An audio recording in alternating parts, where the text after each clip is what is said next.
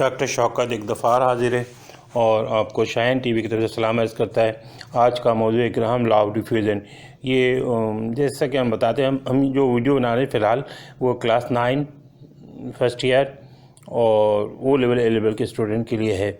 और शाहीन टीवी अपने तौर पे मुख्तलिफ प्रेजेंटेशन आपको ये आपकी खिदमत पेश करता रहता है, और ताकि तलबा तालबात और जो केमिस्ट्री से रिलेटेड जो भी लोग हैं इनको फ़ायदा हो। बस हमसे आपसे चाहते हैं कि आप हमारे चैनल को सब्सक्राइब कर दें और लाइक कर दें हमारी वीडियो को, और हमारे साथ बंधे रहें ताकि हमारा काम भी चलता रहे, आपका काम भी चलता रहे। और हमारी ये हौसला अफजाई ज़रूरी है, और जब तक आपके तरफ से कोशिश नहीं होगी, एक सब्सक्रिप्शन के सवाल ही तो बनता ही है, इतनी मेहनत के बाद एक लाइक भी बनता है। इस सिलसिले में आप इस तरह से आप हमारी मदद कर सकते हैं। इंशाअल्लाह हम अपनी कोशिश जारी रखेंगे। देखिए ग्लास ट्यूब है, इसमें देखिए दोनों कोनों पे दो गैसों को रखा गया है रुई में भिगो करके। आप देखिए कि ये जो आपस में मिल रहे हैं, जहाँ पे एरो आपको नज़र आ रहा है यहाँ पे आके मिलते हैं। तो एक गैस ने तो बहुत स्लो ट्रैवल किया और उसने बहुत कम डिस्टेंस तय किया, एक गैस ने बहुत ज़्यादा डिस्टेंस तय किया। तो गैस के जो है रेट ऑफ डिफ्यूज़न जो है, गैस की ट्रैवल की रफ्तार जो है मुख्तलिफ होती है, मुख्तलिफ गैस के मुख्तलिफ होती है।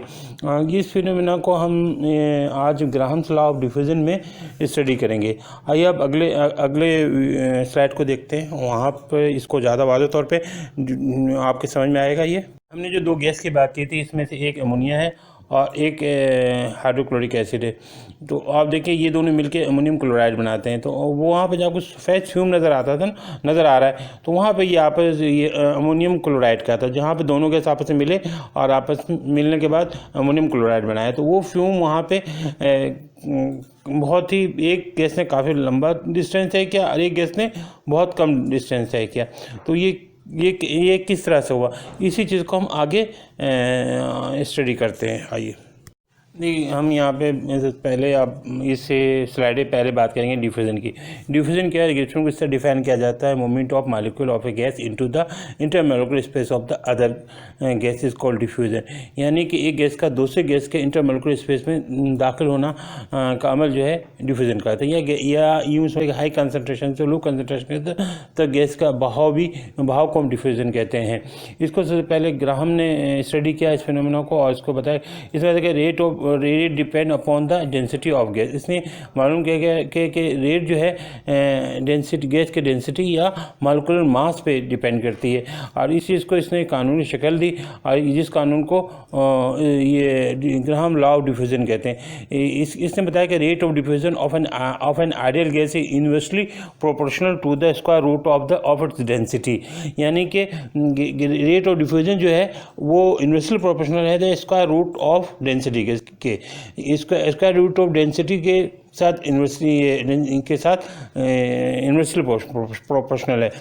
तो हम जिस गैस की डेंसिटी ज़्यादा होगी वो उसमें रेट ऑफ डिफ्यूज़न कम होगा, जिसकी कम होगी उसका डेंसिटी कम होगी, उसका रेट ऑफ डिफ्यूज़न ज़्यादा होगा। आप देखते हैं कि जब हम ये परफ्यूम के बोतल को खोलते हैं या अमोनिया के बोतल को आप खोलेंगे तो आप देखिए कि स्मेल पूरे कमरे में फैल जाता है, फैल जाता है फ्रीली। ये एक गैस का डिफ्यूज़न है। अब आइए एक एग्जांपल पे गौर करते हैं। अगर एक खाली कंटेनर पे हाइड्रोजन और ऑक्सीजन की गैस के मॉलिक्यूल को रन करने दिया जाए, तो हम देखेंगे हाइड्रोजन गैस बहुत तेज़ी के साथ आगे चला जाता है और उसकी वो बहुत जल्दी दूसरे कोने पे महसूस किया जाता है, जबकि ऑक्सीजन बहुत पीछे रह जाता है। इसके अगर हम देखें तो दोनों फ़र्क जो है ना मॉलिक्यूलर मास का है।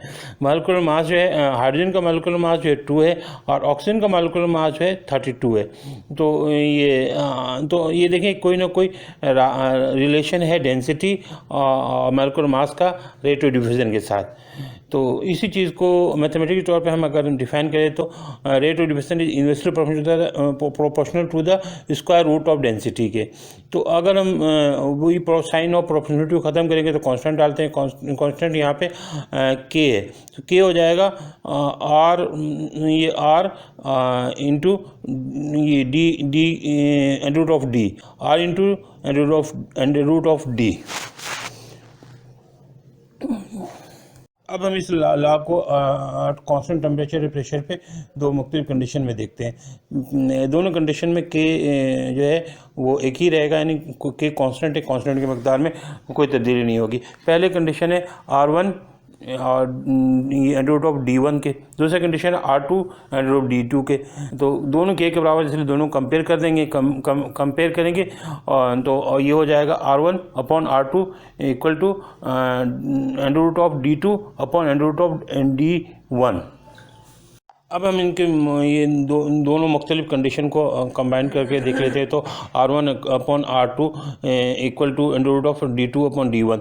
अच्छा, ये आप अच्छी तरह जानते हैं कि मॉलिक्यूलर मास जो है डेंसिटी के साथ डायरेक्टली प्रोपोर्शनल है। तो मॉलिक्यूलर मास को हम इस्तेमाल करते हैं ताकि आसानी पीरियोडिक टेबल से हम आसानी से देख सकते हैं। अच्छा, हाइड्रोजन को ऑक्सीजन को लेते हैं तो इसको हम लोग आप यूँ भी लिख सकते हैं कि rate of diffusion of hydrogen upon rate of diffusion of oxygen equal to molecular mass of oxygen root, इसका रूट ले लेंगे और upon root of molecular mass of hydrogen. इसको आगे हम सॉल्व करते हैं। मॉलिक्यूलर मास ऑफ हाइड्रोजन है 2, मॉलिक्यूलर मास ऑफ ऑक्सीजन है 32। इनको हम जो है फार्मूला में फार्मूला में पुट करते हैं। M2 की जगह पे चूँकि ऑक्सीजन है लेके रख लिया हमने, तो वो 32 है। M1 को हाइड्रोजन ले लिया, तो उसको वो जो है 2 है। तो इनको कहेंगे तो 32 अपॉन 2 16 हो जाएगा। 16 का आगे अंडर रूट ले लेंगे। अब अगर 16 का रूट लेंगे तो 4 आ जाएगा। अच्छा, तो इसका मतलब है कि हाइड्रोजन जो है वो 4 टाइम फास्टर है एज कम्पेयर टू ऑक्सीजन के। तो rate of diffusion of hydrogen is 4 time greater than rate of diffusion of oxygen. तो हाइड्रोजन जिस वक्त में 4 सेंटीमीटर तय करता है तो ऑक्सीजन 1 सेंटीमीटर तय करेगा।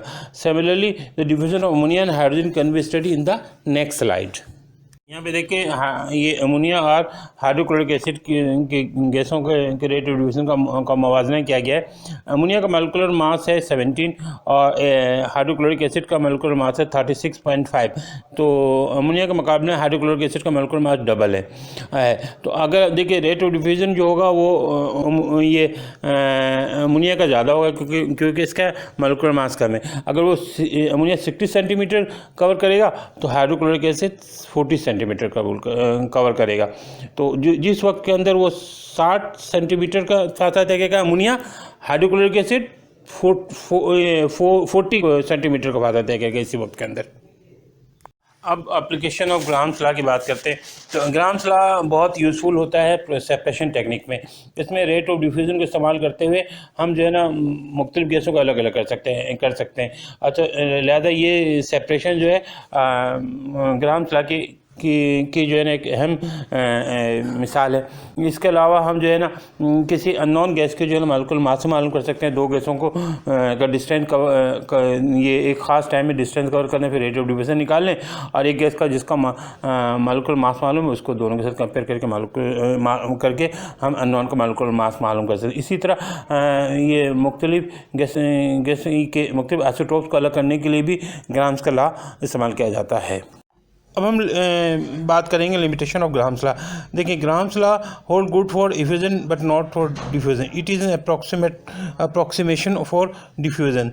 This law is valid at constant temperature and pressure.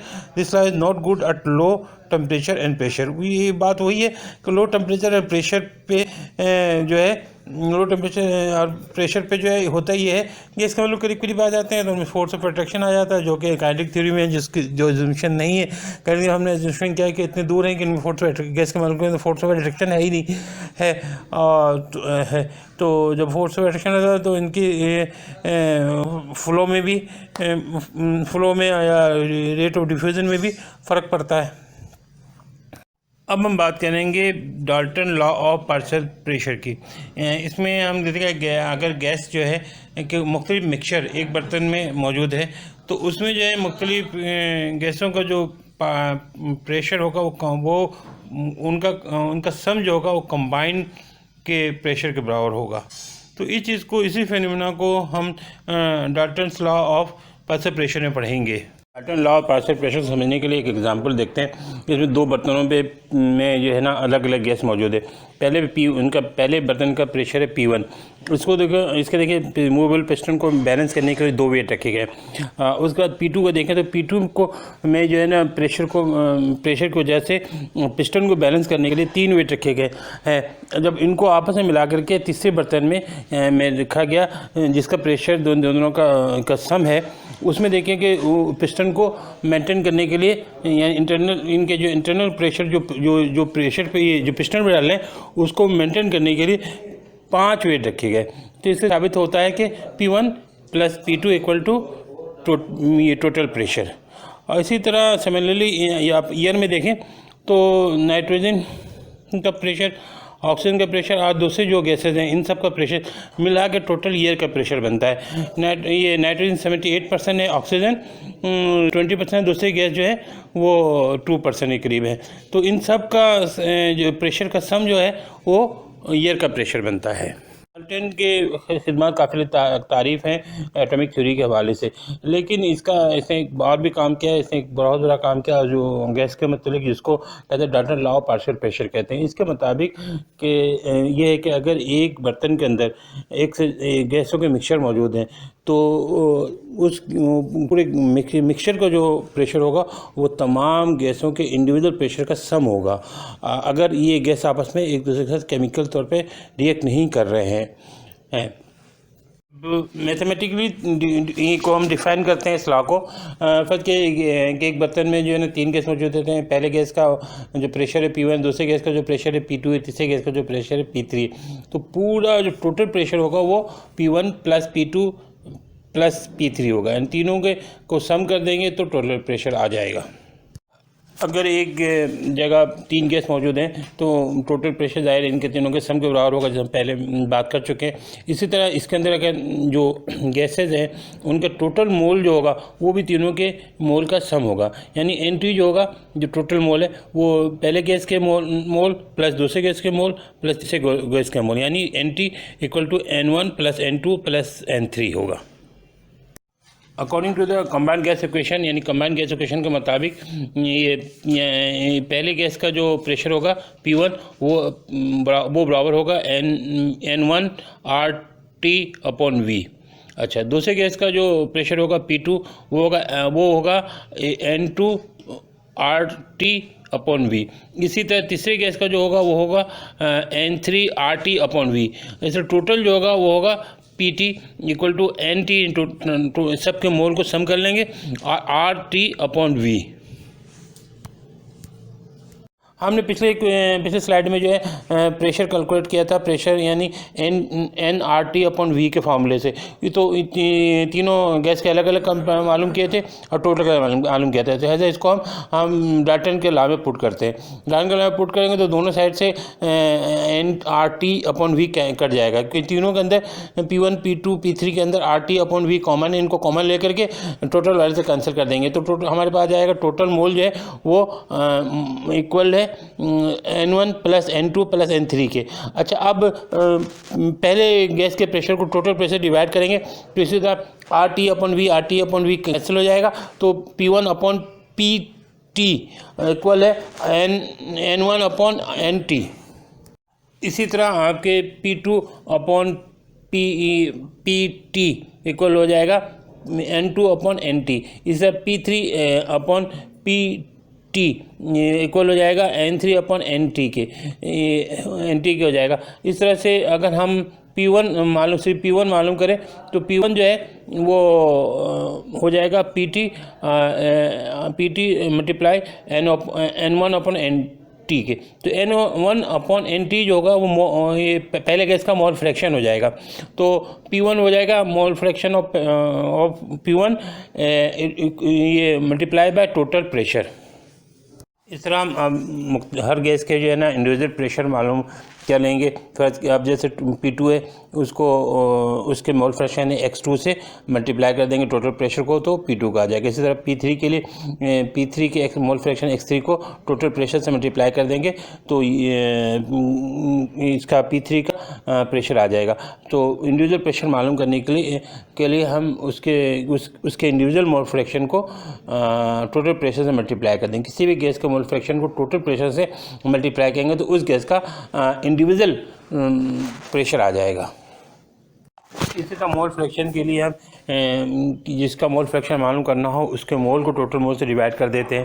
तो जैसे x2 मालूम करने के यानी दूसरे गैस का मोल फ्रैक्शन मालूम करने के लिए n2 को डिवाइड कर देंगे n1 plus n2 plus n3 से। इसी तरह x3 मालूम करने के लिए n3 को डिवाइड कर देंगे n1 plus n2 plus n3 से। यानी कि किसी भी गैस का मोल फ्रैक्शन मालूम करने के लिए उसके अपने मोल को टोटल मोल से डिवाइड कर देंगे तो उसका मोल फ्रैक्शन मालूम हो जाएगा। अच्छा, अब थोड़ी सी बात करते हैं एप्लीकेशन ऑफ डाल्टन्स लॉ। देखिए, बाद गैसों को वाटर से गुजार करके हम कलेक्ट करते हैं। तो वाटर से गुजार के हम कलेक्ट करते हैं तो इसमें वाटर के वेपर भी शामिल हो जाते हैं। तो इस सूरत में total pressure of moist gas जो होगा वो pressure of dry gas plus pressure of water vapour होगा।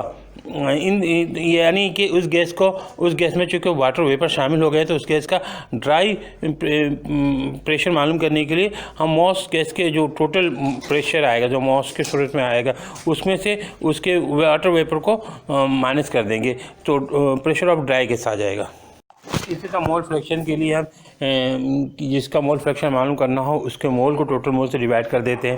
तो जैसे x2 मालूम करने के यानी दूसरे गैस का मोल फ्रैक्शन मालूम करने के लिए n2 को डिवाइड कर देंगे n1 plus n2 plus n3 से। इसी तरह x3 मालूम करने के लिए n3 को डिवाइड कर देंगे n1 plus n2 plus n3 से। यानी कि किसी भी गैस का मोल फ्रैक्शन मालूम करने के लिए उसके अपने मोल को टोटल मोल से डिवाइड कर देंगे तो उसका मोल फ्रैक्शन मालूम हो जाएगा। अच्छा, अब थोड़ी सी बात करते हैं एप्लीकेशन ऑफ डाल्टन्स लॉ। देखिए, बाद गैसों को वाटर से गुजार करके हम कलेक्ट करते हैं। तो वाटर से गुजार के हम कलेक्ट करते हैं तो इसमें वाटर के वेपर भी शामिल हो जाते हैं। तो इस सूरत में total pressure of moist gas जो होगा वो pressure of dry gas plus pressure of water vapour होगा। यानी कि उस गैस में चूँकि वाटर वेपर शामिल हो गए तो उस गैस का ड्राई प्रेशर मालूम करने के लिए हम मॉस गैस के जो टोटल प्रेशर आएगा, जो मॉस के सूरत में आएगा, उसमें से उसके वाटर वेपर को माइनस कर देंगे तो प्रेशर ऑफ ड्राई गैस आ जाएगा। इसमें कि ऑक्सीजन गैस की तैयारी पोटेशियम क्लोराइड की मदद से जब पोटेशियम क्लोराइड को गर्म करते हैं तो पोटेशियम क्लोराइड और ऑक्सीजन बनता है। ऑक्सीजन जो है पानी में से घुल के जाके गैस सिलेंडर में जाके जमा होता है। तो इसमें जब ये पानी में से ऑक्सीजन गैस गुजर रहा है तो कुछ वाटर वेपर भी शामिल हो जाते हैं। तो टोटल प्रेशर जो होता है वो dry gas plus water vapour होता है। तो ड्राई गैस का प्रेशर मालूम करने के लिए टोटल प्रेशर को में से वाटर वेपर को माइनस करना ज़रूरी है। गाइलिक थ्योरी के मुताबिक गैस के मालिक्यूल मुसलसल गर्दिश में मुसलसल मूवमेंट में है और इनके दरमियान कोई फोर्स ऑफ अट्रैक्शन रिपल्जन नहीं है। इसलिए जब ये कंटिन्यू मोशन में होते हैं तो दीवार के बर्तन की दीवार के साथ भी टकराते हैं और आपस में टकराते हैं। इस टकराव के नतीजे में जो दीवार के यूनिट एरिया पे जो फोर्स डालते हैं उसको हम प्रेशर कहते हैं। तो ये देखिए, तमाम गैस जो है ना कंटिन्यू मूवमेंट में, तो हर गैस अपना अपना प्रेशर डाल रहा है। तो जब एक गैस का मालिक्यूल तो उसी गैस के मालिक्यूल प्रेशर डालेंगे, जब दो गैस का मालिक्यूल तो दोनों गैस के मालिक्यूल प्रेशर डालेंगे। तो उस सूरत में जो है कंबाइंड प्रेशर जो होगा दोनों गैसों के प्रेशर का सम हो जाएगा। इसी चीज़ को लॉ ऑफ डाल्टन ने कानून की शक्ल दी। हम बुलंदी पे जाते हैं तो वहाँ एटमॉस्फेरिक प्रेशर कम होता है। एटमॉस्फेरिक प्रेशर कम होने की वजह से वहाँ पे ऑक्सीजन हवा का दबाव कम होता है और ऑक्सीजन भी कम हो जाती है। तीसरी तरफ जब लोग ऊंचाई पे चढ़ते हैं, बुलंद जगह पे जाते हैं तो उनको सांस लेने में प्रॉब्लम होती है। वजह एक एटमॉस्फेरिक प्रेशर की वजह से ये हवा कम है तो हवा का एक अहम पार्ट जो है, अहम हवा मिक्सचर है, तो उसमें मिक्सचर में एक गैस है ऑक्सीजन। हमें तो ऑक्सीजन ही सिर्फ चाहिए होता है। तो जब हवा कम होता है, हवा का प्रेशर कम होता है तो ऑक्सीजन के प्रेशर भी कम हो जाता है, ऑक्सीजन भी कम हो जाता है। तो इस तरह से ये डाल्टन के लॉ के मुताबिक डाल्टन के pressure law of pressure partial pressure of Dalton के मुताबिक है।